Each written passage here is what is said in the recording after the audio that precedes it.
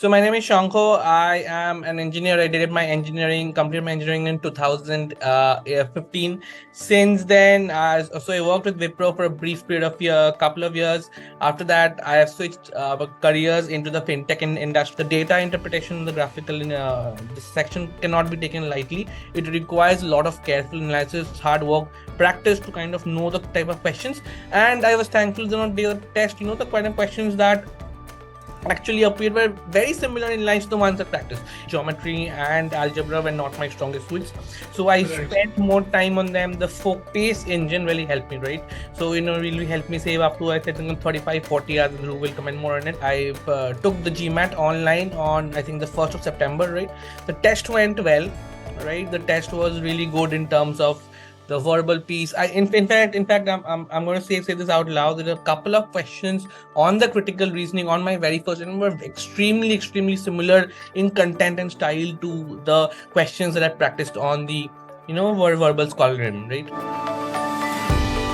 Hi everyone, and welcome to yet another debrief session with me. My name is Dhruv, and I'm one of the strategy experts at EasyMac. And today with me, I have a special guest. Many people wonder, how will I score a 750 on the current edition of the GMAT? Many people are anxious about how do I score the 90th percentile or a 98th or a 99th percentile score on the GFE. But wait a second, here we have somebody who's done both. He's accomplished both these achievements here. With me, I have Shanko, who is now one of my really close friends. I lovingly call him Dada, and so does he, because we bonded over certain things like football. We support two rival teams. We bonded over cricket, over life, and also because he comes from the land of Saurav Ganguly, and that's how we call each other Dada. Shanko, welcome to this session, and thank you for doing this. How does it feel to be here once again? Thank you so much, Dhruv, for that introduction. It's really overwhelming. And it feels really good talking to you. Every time I chat up with you, I don't feel as if, I'm talking to a mentor, I'm talking to anybody who's kind of helped me get through the journey, but I'm talking to a very close friend, right? And I think that is why, every time we come onto this session with chit chat, it just makes me feel so good about myself, and thanks to the entire team at EGMAT who've kind of helped me get over a lot of struggles, I'd say, over the past couple of months, right? And the team here has been very supportive in kind of helping me with my journey. Yeah, so it feels great, and I'm absolutely indebted to you guys for having me on this show rather. No, it's actually a pleasure for us also to have been a part of your journey, because Yeah, this is so rare, Dada, correct. Yeah, that somebody who scored a 750 on the GCE uh, switched to GFE for certain reasons that we'll of yeah, course discuss in the interview. A lot of people do know about, and then goes and scores a 99th percentile score, a 715 yeah, on the very first attempt. Your correct. journey is a very unique one, and I am really glad to have been a part of it and to view it from close quarters. Right? If I have to convert your starting score of a 650 to the GFE score, you were starting at a 595 Yeah, when you yeah, started your journey, when you're correct, preparing for the GCE. correct. You ended up with a Yeah. 715, which Hmm. is a 99th percentile. Correct. That's exactly what we're going to dive into. I'll throw some questions at you. Yeah. And these, remember, Shanku, these are the questions that a lot of GMAT aspirants have right now, Correct. and they're worried about, and they're looking for answers. And Correct. if you can answer those, I think that's the best thing for them. So are you ready Sure, for sir. this? I'll try my best and answer questions. Yeah. Thanks. I'm sure. I'm sure. All right. So, Dara, before we begin, just help our viewers with a bit about your Okay. academic and professional background in short. Sure. So my name is Shanko. I am an engineer. I did my engineering, completed my engineering in 2015. Since then, so I worked with Wipro for a brief period of couple of years. After that, I have switched careers into the industry, fintech and banking industry. I worked with a couple of banks in RBL. Now I'm working with Access. I worked with fintechs in between. So my career is more or less been around the entire banking and financial services space. I work as an implementation manager. I've worked with a product manager, right? So I thoroughly enjoy the vast exposure that the financial services industry has to offer, right? I thought maybe, switching geographies would be a good time for me, given that, I've had around 6, 7 years of work ex now, and hence thought of focusing on the GMAT, considering the GMAT, and that is why the brilliant folks at EGMAT came to my rescue, right? They kind of supported me throughout the entire journey, right? And thanks to them, I now have a decent score of 7.5. Hoping to apply to a couple of colleges now in between the round three, which is just around the corner in the next month or so, and then we'll see where it goes. So yeah, that's a bit about myself, and Ruby, if you have any specific questions, I'll be more than happy to answer them. Yeah. Absolutely. Thank you for your background. Yeah. So, Shankar, what motivated you to pursue an MBA, and how did the GMAT become an integral part of that journey? So I felt so. A fun fact about myself is that I already have an MBA, right? This is this is going to be my second MBA, right? And I was only looking at 1 year programs, preferably in Europe or in the UK, right? Because I felt that those were the countries or those were the sectors that would kind of be in alignment with the kind of work that I was doing, right? For example, I'm in banking and Right. fintech, and London is one of the major, super of the world in terms of fintech, right? So I think that was a key motivator for me to kind of, help expand my global footprint, so as to say, right? And which is why I felt that, if I could get an MBA from one of those premier colleges, right, that would really help establish my brand value, number one, and also give me a lot of alumni connect to kind of leverage and help me get to where I want to be, right? Obviously that is supplemented with the brilliant academic learning that these colleges have, right? But these were the two kind of primary motivators for me to, so to say, it was like, so switch in geography, number one, and having a very strong alumni base, which of course these colleges have, which will help me get into the industries and sectors that I want to. Right. So I think those were the two factors which kind of motivated me to kind of go ahead and do the MBA. And obviously the GMAT is, I researched on what schools typically look for. And one of the things I found out quickly was that, the MBA is an integral part of the entire process. Sometimes schools even weigh the GMAT as much as, let's say, a 35-40%, right? So there it becomes very, very heavily skewed towards, scoring well on the GMAT becomes very important, right? And just to kind of share a couple of pieces of advice, schools like Cambridge, right? They've explicitly mentioned on their website that, in case, so we typically look at, GPA scores, your graduation scores in the upper quartile, right? Now upper 25%. But they are looking to kind of look at it more leniently if you have a high GMAT score. Right. So that exactly shows the importance of scoring high on these scores, because it obviously puts you in a competitive edge as compared to the your competition base. And obviously it kind of helps you in let's say landing consulting jobs as well, right? So for example, that is one sector which companies do look at GMAT scores very, very strongly, right, to kind of help you stand out from your competition, right? So those are those three elements which I felt the GMAT was an integral part of, and I needed to kind of work on my basics and do well on it to kind of help me get to where I want to be, right? So yeah. Right. Yeah. Once you decide that you want to do an MBA, Yeah. and GMAT is going to be the pathway to reach there, the next and one of the most important steps is to choose the right platform, to choose the right Correct. course. There are many out there. We'll start with the GCE part first, because you started your prep with GCE in your mind. Correct. What helped you? What were the factors that you considered while choosing your course, and what landed you here with us at EasyMat? Sure, Dhruv. So, Dhruv, I went on to the GMAT club first, which is obviously considered to be, the Bible of all GMAT aspirants. I looked at the very, very strong reviews that the GMAT club has spotted. So, that obviously was one factor that helped me kind of consider and finalize on the eGMAT coaching structure. After that, I took one of their free tests. They have one of those free diagnostic full end-to-end test, right, which really helped calibrate calibrate on where your starting ability is, right? And whereas a lot of test prep companies just give you that, let's say a starting ability of a 650 or 700 or whatever that might be. EGMAT, what it does, it grills down one level further into your subsectional abilities, your abilities inside each of those, a subsectional sections of, let's say, an RC or CR, SC, so on and so forth, right? So to Right. get that level of insight and detail into, where exactly you're going right, where exactly, you need to kind of work on, I felt, data speaks for itself, right? So I felt, Yeah.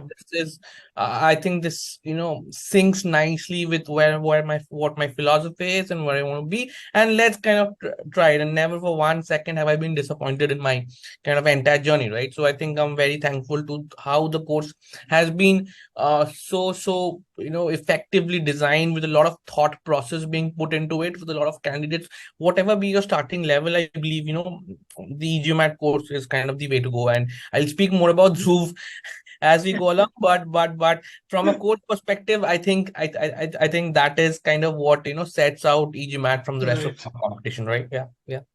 So you basically took the first Sigma X mock, the Correct. free one, and that actually played a pivotal role in making up your mind.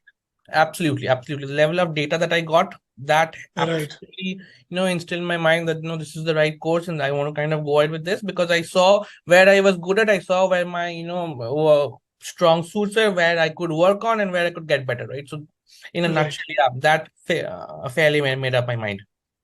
Right. Right. Yeah, So Dada, you started your preparation for the GCE because I'm sure when you were starting with the prep, there was no introduction of the focus edition, right? correct. Uh, we'll cut that long story short right now.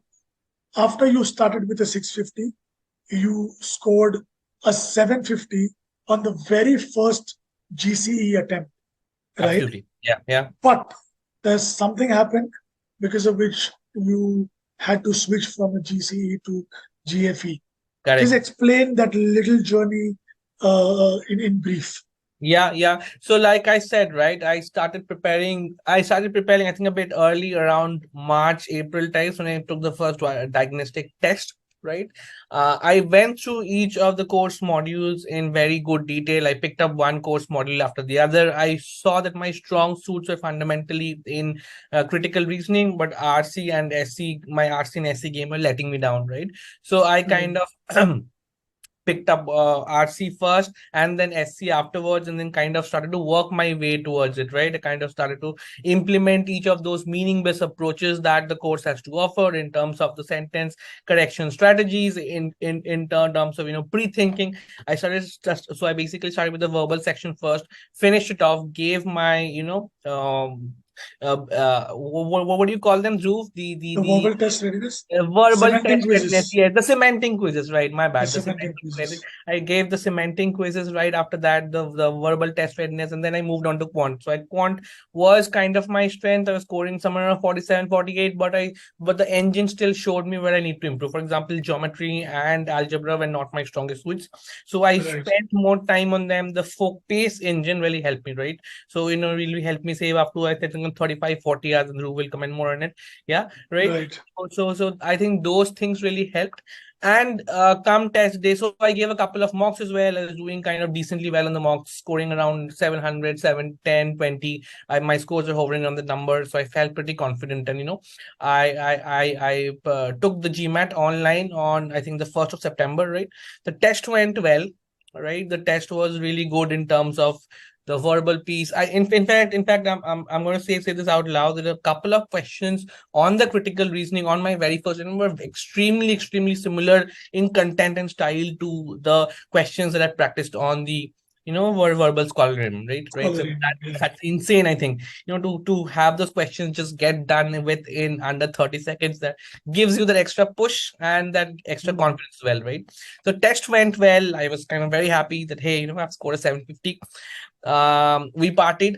A couple of days later, boom, a mail comes in from the GMAC that your score has been flagged for administrative review due to whatever reasons, right? And then a couple of days later, I get a notification saying that your scores have been cancelled due to a so-called testing issue, right? I did not know what that was. I Right. I felt very bad for myself, obviously, because I put in a lot of effort to get to a good score, and then having Mm. taken away from me doesn't obviously feel good, right? So I Of sulked on it course. a couple of beat for a couple of days. Yeah. I spoke to a couple of people, including Drew, and he told me that quite a lot of people recently have been facing the same kind of Right. experiences, right? And that is what I kind of think reinstated the idea in me to let's not get hung over one particular defeat. Right. And then we Yeah. subsequently decided to kind of, switch on to the GMAT Focus Edition, right? So that was, I think, one of the reasons why, because I think at that point in time, the GMAT notification has also come out that, the GMAT Focus is going to be the way going forward, right? And I felt Right. that my geometry and sentence correction skills were, not probably my strongest suite, right? And that is where, it was an easy choice, because let me kind of do this well, because I felt that I was better on data analysis as compared to geometry and SC, right? So it was kind of Mm. an intuitive choice. I spoke to Dhruv about it, who kind of resonated with it. And then we decided to move ahead. We didn't spend much time thinking about what could have happened, what could not happen. Yeah. We both trusted our gut, and we decided to move ahead, right? So I think that in a snapshot is is how my journey was till the GMAT Focus. Yeah. Yeah. Primarily, I think it was your clarity of thought that gave me also the confidence to uh, get aligned with your thought, because Correct. ideally, of course, as a mentor, one would prefer the student to take another attempt with GC, because Correct. that's what you prepared for, Correct. right? Yeah. Right. But I think you were uh, intuitive, of course, but you were really clear and Correct. very strongly aligned towards this decision of switching to GFE, Correct. because you knew your strengths, and it was your confidence that actually helped me also to get Correct. on board with that idea. So I had to give that Absolutely. to Absolutely. you. I think we worked really well, and we understood each other well. Uh, Yeah, I I think Dhruv understood, was a bit frustrated with the GMAT current edition, having seen them cancel my scores, and obviously yeah, the two factors in the sentence correction and geometry bit. I think they were not some of my strongest games, and hence I thought let's take a break on it, let's sleep on it for some more days, and then next month when the GMAT Focus comes in, let's kind of try and see how that goes, right? And thankfully it worked well, right, right? And I think that is the right. most important thing, that you need to be in constant discussion. These guys are experts, they absolutely know what they're doing, and if they tell you, so just stick to it. You know, nobody knows this, Dada, that we had actually shot an interview for a 750 attempt also, Yes. but we could never publish it because of whatever you said. In Yes, case yes, people want to watch that interview, they can let us know in the comments, and we can certainly see if we can upload that. But remember, the score stood cancelled, yes. but we have the validation of what that score really was, because this man has done it better than what he did on the Correct. 750 attempt. Yes, He yes, yes. went on to score a 99 percentile this time around Correct. on the very first attempt with GFE. Right. So Dada, after the decision of switching to GFE happened, how long did it take you to prepare for the GFE? I think it took me a decent couple of months of effort, right, Dhruv? Because Okay. obviously, one, the test format had changed. All the essential questions in the building blocks were still the same. The building's Right. too different, right? So you'd Yeah. have to adapt well, right? And practice is the key, right? For example, data insights. On the first attempt, I had very little to no practice. Whatever concepts I could intuitively and applied, I did apply. But apart from that, I had little to no practice on the data insights, I mean the data interpretation section, right? But this time I knew data insights was upgraded from a second class to a first class citizen, right? It was at par with quant and verbal. You had to pay that section its due respect, right?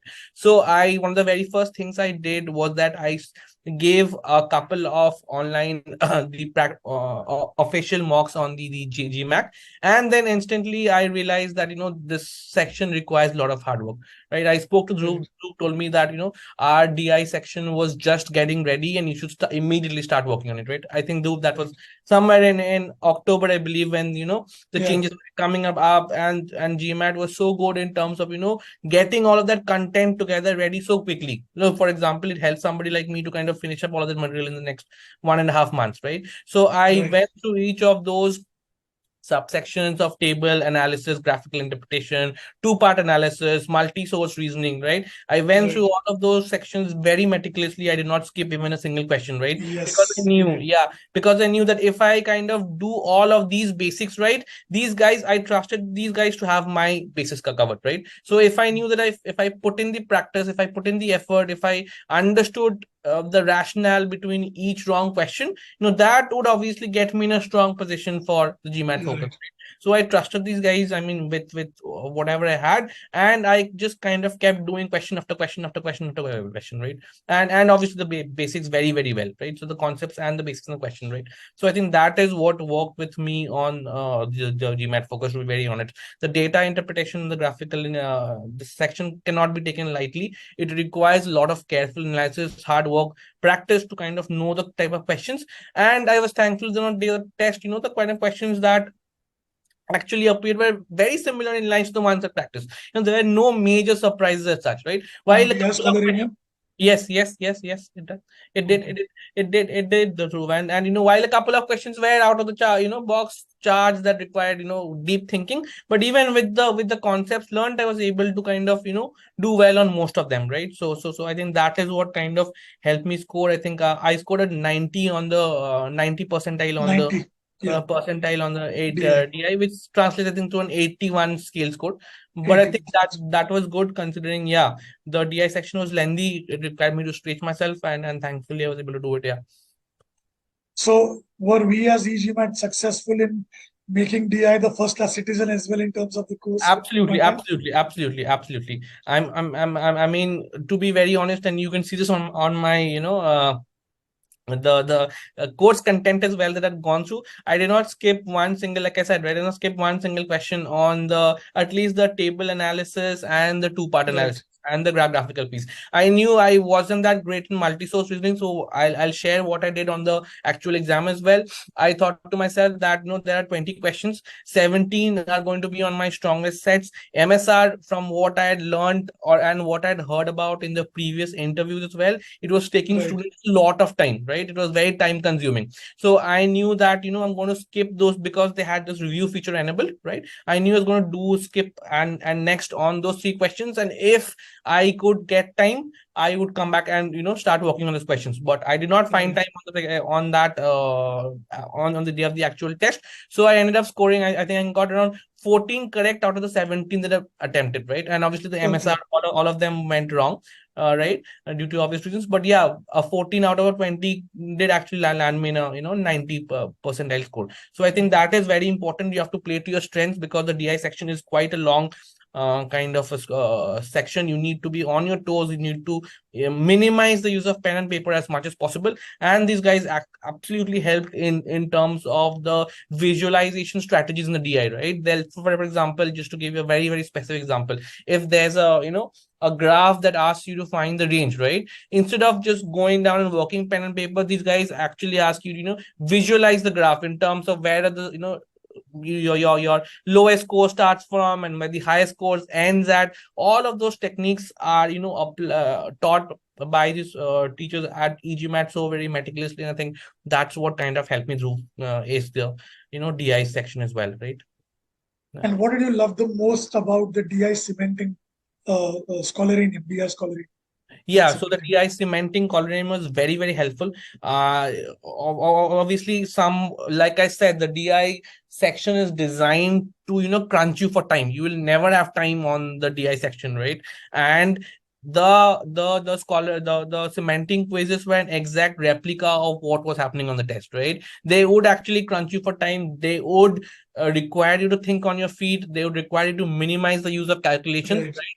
And once you cross the cementing quiz as well, you could confidently say that you're in a position wherein you're prepared well for those subsections, right? For example, Right. if you've done the two-part analysis well and you've kind of confidently gone through the cementing quizzes, both hard and medium, in a reasonable amount of time, right? Then Right. you can say that strong place to kind of go ahead for the actual exam. So that is, I Right. think, very you it's like a litmus test, right? It kind of shows you where your starting abilities are. It shows you where exactly you need to work on, and it tells you all brilliantly through data, right? So I think, yeah, Right. though it's very important in terms of the overall strategy and Right. preparation. Yeah. Yeah. Shanku, I remember once you told me that Yeah. the meaning-based approach for SC that you had learned while preparing for GC would not just help you in SC but also in CR, RC, to want to Absolutely. understand the meaning of the question, and Absolutely. also on DI. Can you take us through how does it help you? How does a meaning-based approach help you in Absolutely, understanding the absolutely, question? absolutely. In RC and CR, in obvious situations, you will find yourself faced with a very convoluted question stem, right? And that is where exactly the meaning-based approach, breaking the sentence down into its fundamental chunks, right? Having those pause points, that I think comes in very, very handy, right? In terms of helping you understand the sentence bit by bit, chunk by chunk. And I think the GMAT test the students a lot more frequently these days on this particular skill, right? Wherein you're Right. asked kind of, let's say for example, you have a very, very, very long convoluted sentence, breaking it down and trying to evaluate each meaning bit by bit, right? So I think that is where the sentence based, your meaning based structures, your lectures on the sentence correction courses, your modifiers, all of that come very handy too, right? And Right. it's not just in the SC stage. While I know the SC is removed on the GMAT Focus Edition, but I still advise students to at least have solid grasp of a few important basics, right? So that I think really helps in terms of your CR and RC meaning evaluation as well, right? And Right. yeah, yeah, Nice. Nice. I remember you just mentioned that CR was always a strength, right? yeah. How did pre-thinking approach for CR propel that strength to like something that was invincible for you? Absolutely. So in terms also, so in terms of doing CR, I went through a lot of these videos that these guys had prepared, right? And what I really think was that helping the student inculcate those critical abilities of, let's say, thinking the answer before even looking at the answer choices, right? That really, Right. boost up your thinking game. For example, if you have a negation question or an evaluation question, negating that fundamental assumption stem, right, before even getting down to the answer choices, that is a huge boost, not just in terms of solving that particular question, but in building up your skills. For example, Dhruv, when you kind of do that same approach again and again and again and again, right, your brain kinds of hardwired to kind of approach the questions differently. Now you're no Yeah. longer looking at five very close answer choices, but you know exactly what to find among those answer choices, right? So you're no longer confused in that extreme time pressure, right? And that is where Right. I think critical thinking, the pre-thinking approach really came to my help in the final exams as well, right? Wherein, Right. the moment I saw an exam, the moment I saw a question, right, I was thinking in my mind, hey, how or what can the author possibly have in his mind, which, if Right. stated, would break down the conclusion. So, once you start Right. doing, you start thinking a lot of things, and while some of them may actually be in the answer choices, some of them may not actually be in the answer choices, right? But what is important at least is that if you have at least a basic framework to start with, then obviously you can deep dive and get onto the specifics and have a more generalized or a more specialized version of the Right. framework that you've thought about, right? And that is where I think pre-thinking really comes to the rescue, especially in your Right. medium and hard difficulty level questions, right? It's very important that this pre-thinking approach is inculcated thoroughly, especially for CR, and CR weightage cannot be undermined in this Yeah. new at Focus Edition. It's almost like for example, I think I got around 11 questions on CR and the rest 12 on RC. So CR Almost usually, equal weightage. yeah. So I think the CR bits has to be done very, very well, and medium and hard questions were the most parts of my exam, right? So I think the CR pre-thinking game is imperative for students to kind of Right. drill down and have a very good understanding on, right, before, yeah, the actual test. Okay. So that helps. Now Yeah. for RC, Shanko, Mm. many students have this notion that I'm not an avid reader. I don't read a lot of novels. I am not going to really do well on RC. Or the other way around is a completely different myth Yeah. that, you know what, RC is just like what we did in school, Hmm. right? Can you explain as to what did you do to improve your RC abilities, and how did the course help you? Yeah. For example, the first thing is that let me just bust that myth with a lot of students have that, RC is just something that you do in school where, you're finding detail in questions, right? So Right, while detail in questions is obviously a part of RC, it's not the primary part.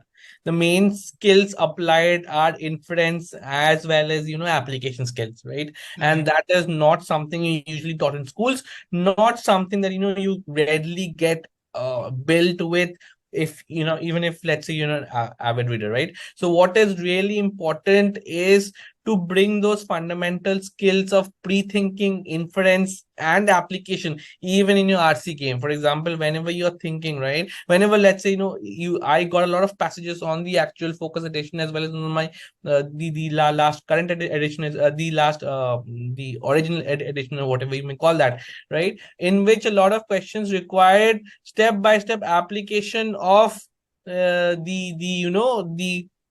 material the material inside the reading comprehension passages. For example, I can't think of an example right now, but yeah, it does require thorough application as well as your inference skills, right? So I think you right, have to. So where I think the Dhruv and the team really helped me was that they told me that you have to do your CR first. You have to first have those skills kind of readily applied to right, the reading comprehension section, and from there you have to kind of apply those same strategies in the RC section as well, right?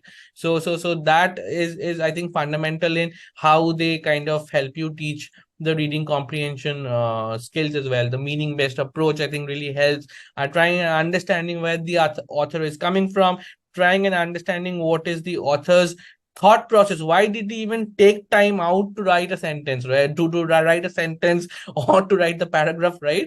So yeah, that is very important, right? To kind of help understand these are not essentially strategies that you follow while you're reading in school or even when you're reading in your day-to-day life, right? So RC right, I think does require quite a bit of intensive practices where it doesn't really depend on whether you are an avid reader or not. Being an avid reader obviously helps, right? But that's not the only thing, right? That's not really the right, only thing.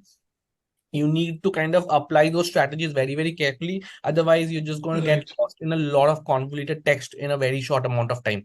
That is the right, strategy or the only kind of, can that advice that I can possibly give to aspiring candidates. Yeah.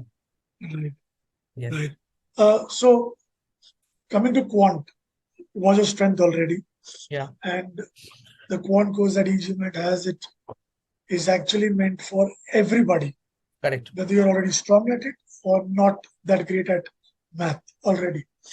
Why I say so is because the Pace AI feature, Correct. it gives you what you need, right? So if somebody like you starting at a Q47, Q48, Correct. it will suggest you to skip certain files because those are already your strengths.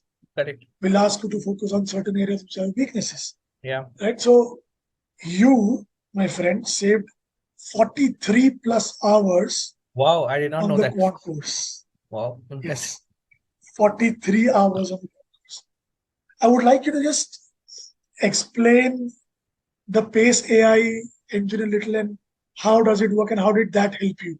Correct.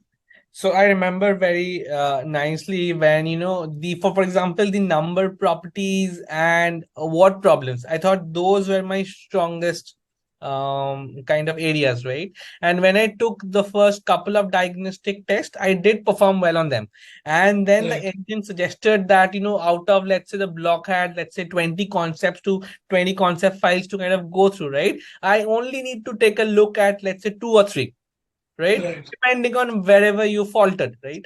And that right. I think is so important in kind of helping speed up the process, right? Because you're Yeah, not just relearning things that you already know, True. A lot of concepts, people may have a certain background, they may already be very used to using it in their day-to-day lives, they already may be good at it, and that is where I think the Pace engine absolutely comes to rescue, right? And on Right. the other side as well, through for example the algebra and geometry, right? I Right. knew that they were in my strongest weight. So when I took the diagnostic test, no wonder the engine told me to do at least like 17-18 of those concept files out of 20, right? So that is Right. where you're working hard on the areas that you faltered on or are likely to falter on the actual test, and you're also saving time on the areas that you're already strong in, right? So a Right. combination of these two helps finish your quantitative section in the least and the most effective way possible, right? Not just keeping on things that are important to you, but also you are kind of making the most effective and optimum use of your time, right?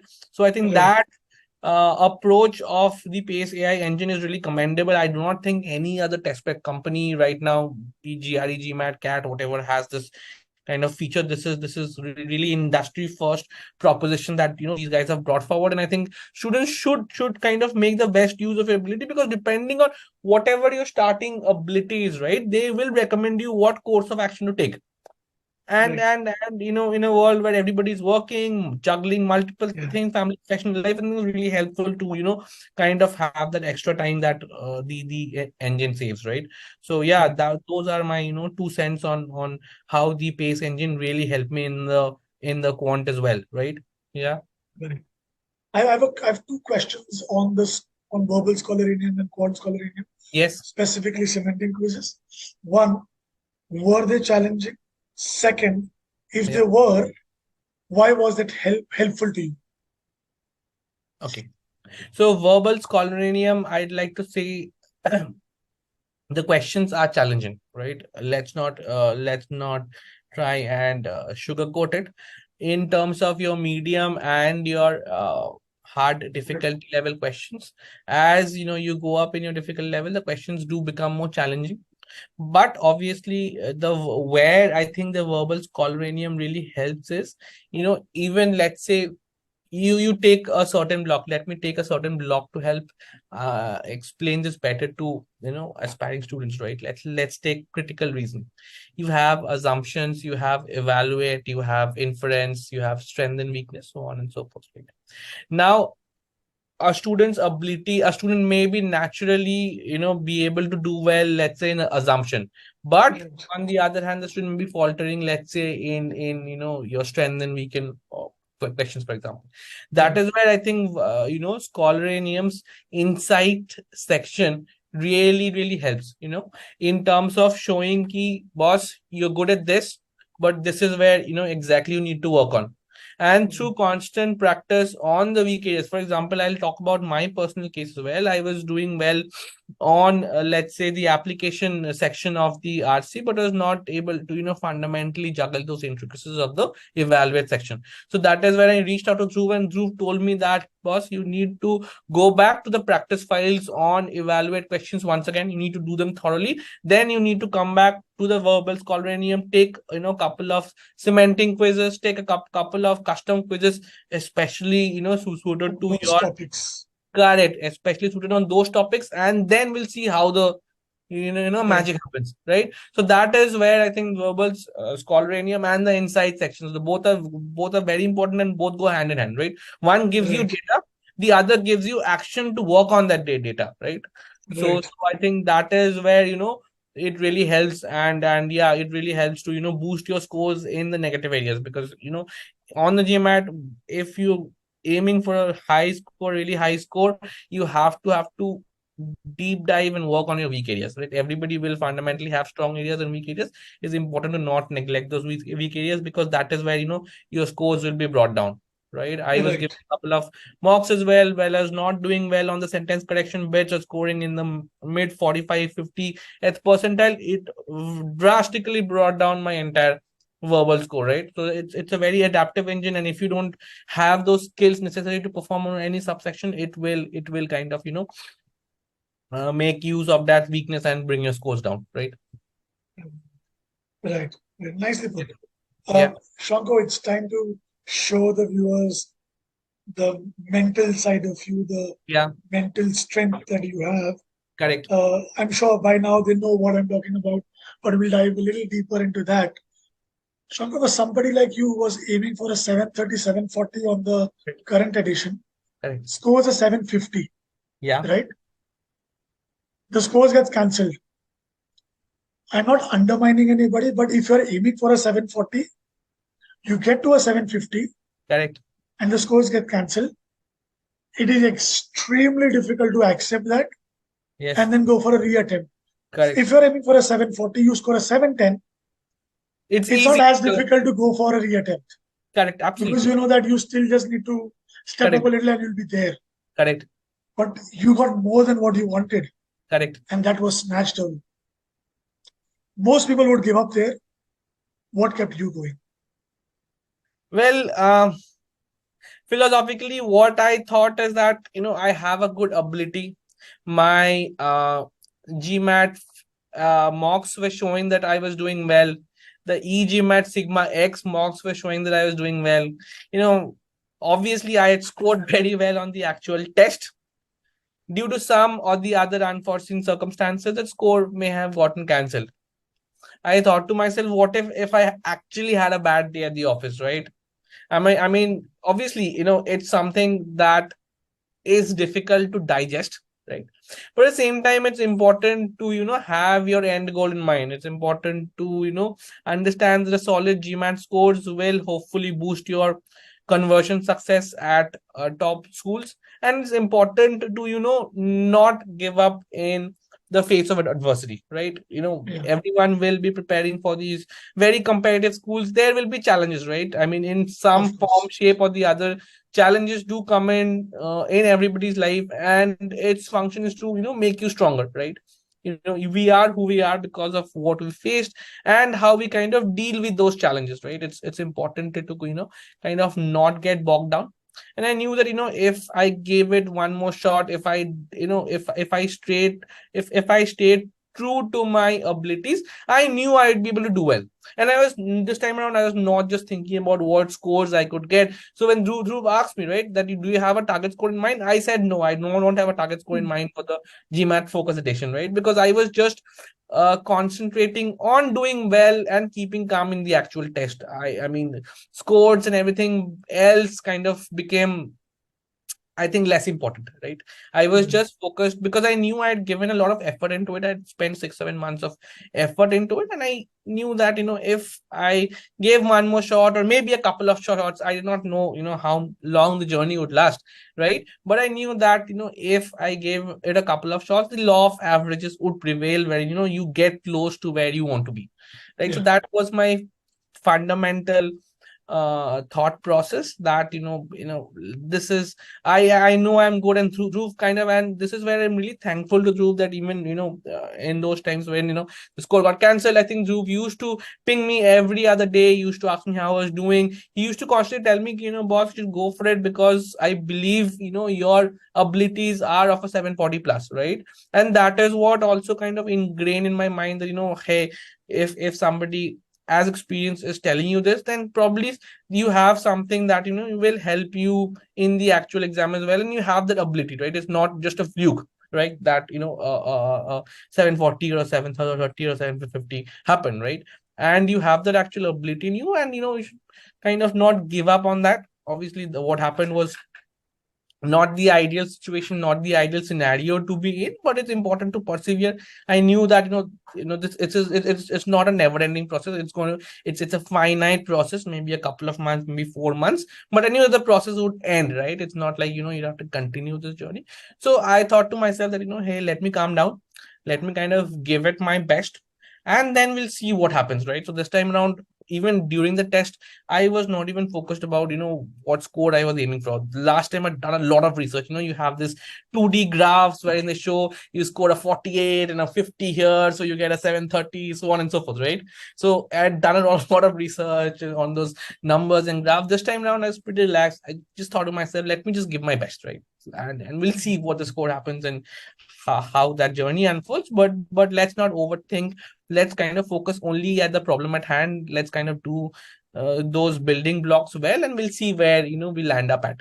So I think that Right. is kind of what played well this time. I was, and as compared to the last exam, I was rather calm in this exam as well. I was just, for example, if you, I'll send you my ESR, and if you see in the quant pit, right, the first part I had taken for the first 5 questions, I had taken almost 20 odd minutes, right? Which is a lot of time because those questions are fundamentally difficult questions, right? So, instead of panicking, I just looked to solve one question bit by bit, right? And once I got those 4, 5, 6 questions correct, I think the difficulty level also dropped. And I was able to complete the next 6, 7 in the next, 8, 9 minutes or so, right? Yeah. So I think that really helps. You have to keep your patience. You have to be calm in the exam environment. That is so important, because in spite of whatever practice if you're done, if you're not calm and if you're getting flustered, the exam will get you, right? It is a very adaptive test. It is designed to break you, right?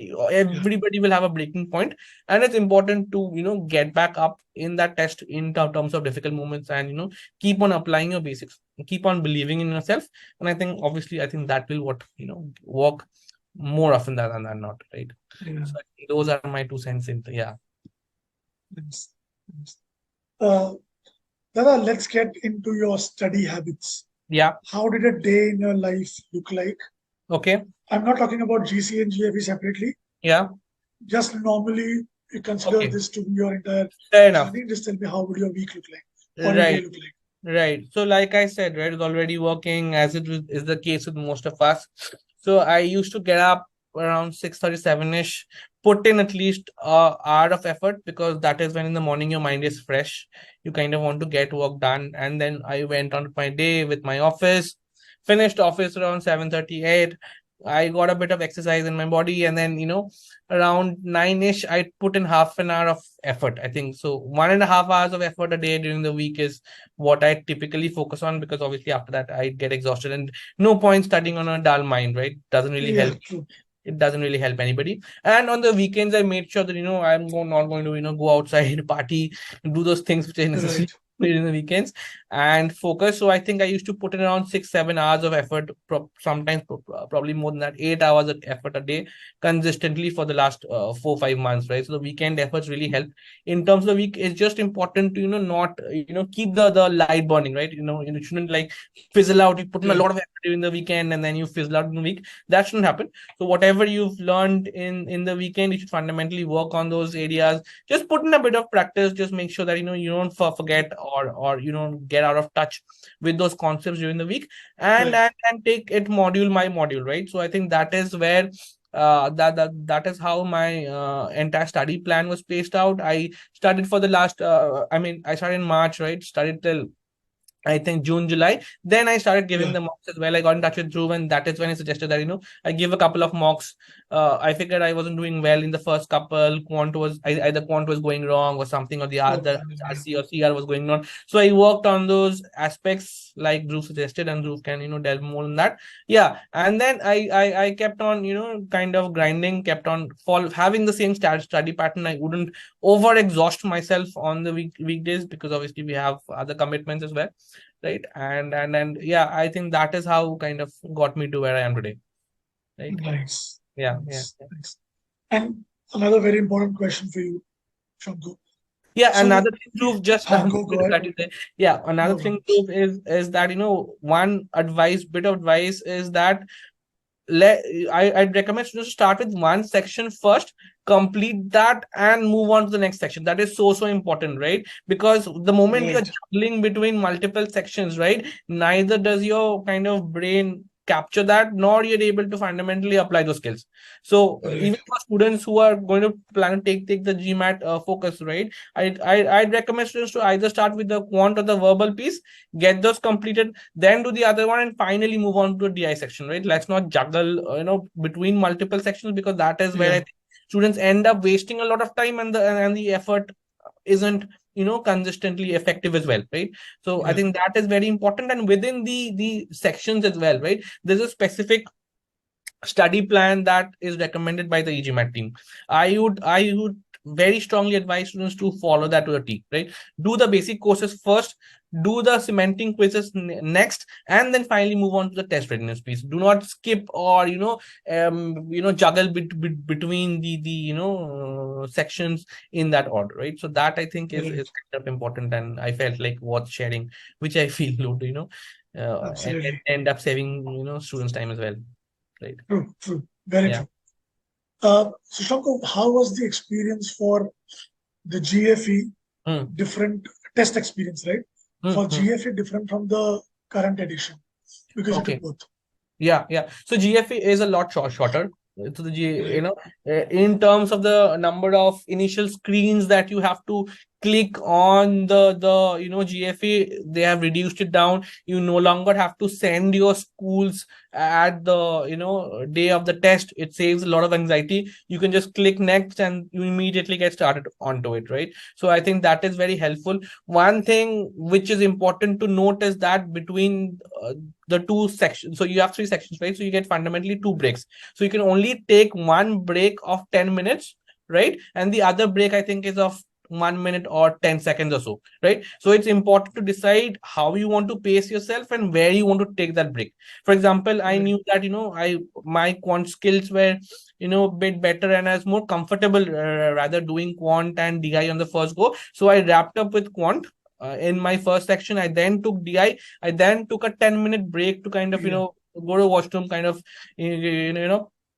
get myself Relax a ready for little. the relax a bit, put some water, get myself ready for the next test, next section. And then I came back and started doing the verbal well. So depending on where your, course strengths lie, you should kind of try and pace that, because doing two sections back to back with a 1 minute or a 10-second gap in between isn't really easy. So you have to Yeah. choose and pick where you want to take that break at, right? And kind of work accordingly. And I think you should follow that same strategies in the mocks as well, right? I'd implore students not to pause mocks in between, like give mocks as if they were the actual day of the test, right? Because that in itself is going to what is going to make you test ready, right? I mean, initially I was just taking one sectional mock, I just pause it, then again after a few hours I get down to it. So that is not the way to kind of go about doing this mocks, because they will test you to the limit, right? And even concepts which you think if your brain and your body is tired, you will not be able to kind of get through it, right? So I think Yeah. those, I think where a few things which I thought is different in the GMAT focus compared to the current edition. I mean the original edition, right? In terms of the original edition, you just get one break, and there are two sections you have to manage here. There are three sections you have to manage instead of two, Yeah. right? So yeah, yeah, yeah. Otherwise, the test experience will Yeah. remains more or less the same, right? That's really insightful. Thank you Yes, for that. yes. I think you've answered a lot of questions of a lot of people already No issues. with I'm happy this. to take more. Yeah, Uh, Shango, we are nearing the end of this debrief session. correct. I have one last question to ask you. Uh, so I'm sure that, as I said, your journey is a very unique one. Correct. It's not easy to score a 750 on the first attempt on the current edition, and even more difficult to score a 715 on the focus edition on the first attempt. But this journey would have taught you a lot of lessons. Correct. How do you plan to use those lessons in your future academic and professional endeavors? I think I'm very thankful, Dhruv, in a way, for the lessons and the journey that God has imparted to me in the last Yeah, 3-4 months. I think it's so important to be resilient in the face of difficult situations, right? Difficult situations can come in at any time. They will leave you, heartbroken, shattered. They will kind of take the entire force out of doing something well. But it's important to kind of acknowledge that, and it's important to move well as well, move forward as well. Let's not take those difficulties too hard, so much that you feel bogged down and don't want to kind of persevere, right? Because I think the only fundamental way of success, Dhruv, is through perseverance, right? And I think that is one fun. So I believe in the two P's, right? Patience and perseverance. So if somebody has both the qualities and is willing to put in the effort to kind of bring out those qualities in itself, because everybody has those qualities. It's whether right. you are willing to put in the time, effort, and energy to bring out those qualities within, right? right? So I think that is what has defined my journey. I think there's no magic sauce per se. Obviously I felt bad, everybody feels bad when something like this happens. It's normal, right? But it's also important to kind of acknowledge that things may have happened. It's also important to acknowledge your natural abilities which are already there, and it's important to back yourself, right?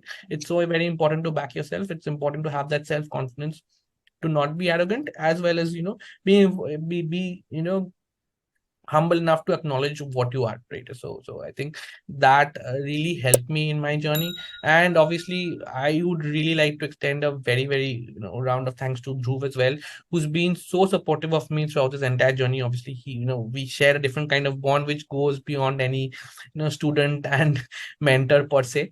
We talk about so many things. He's constantly being there for me, in terms of being a mental support, if nothing else, right? If nothing has worked out, he's just been there, right? And that is something I believe which no test prep company in the world will kind of help you there, right? So that is something that and I have a friend for life, यार मतलब इससे ज्यादा क्या ही हो सकता है Same here. है ना है ना Yeah, same, so so same. so so we kind of share that bond. And I'm so thankful that he's helped me constantly. He's shared insights with other people, and I think that kind of builds up a culture of positive self reinforcement, because obviously these things are difficult. GMAT is a difficult exam. It's very difficult. It will break you. Every student, good or bad, and whatever studying abilities might be, right? It's going to kind of break you to the limit, right? And it's so important to kind of have that resilience and move forward, right? So that is Very nice. All right then, Dada, with yeah, this, we come to the end of this debrief session. sure. Another debrief session. This is surely going to go out, Yes, and people are going to watch it and learn so much from you. thank you so much. If I look back and connect the dots, I think whatever happened for the best, because Absolutely this is what was in store for you, correct. right? A Yeah, 750 wouldn't have given you the 99th percentile, correct. but this did, This did, right? yeah, So absolutely. we lot to learn, not just for you, brother, but also for me, also for the others out there. If you've been left heartbroken, not just on the GMAT journey, but any aspect of life, Yeah. just believe and just Correct. stay there, Absolutely, because there's something bigger planned for you, something better planned for absolutely, you. absolutely. And my dada is the biggest example of it. I sincerely believe that it's important not give up, right? The moment you give up, you done, right? You have a 0% Yeah, chance of success. It's important to strive, even have that 1%, because you never know, right? And as they say, a 1% difference every day adds up to a 37.5% increase in a year, right? yeah, It's as yeah. simple as that. Putting in the effort every day is what's going to eventually matter, right? And even if nothing else, I've learned a lot of, I think this journey has made me a much more stronger person on the whole. And that is where sincerely, I'm thankful to the entire team, thankful to Dhruv here to kind of helping, right? Pleasure, pleasure. All right, then. Thank you so much to everybody who joined us, who watched this video. I'm sure you're taking a lot of things from Shankar's journey. It's unique in its true sense.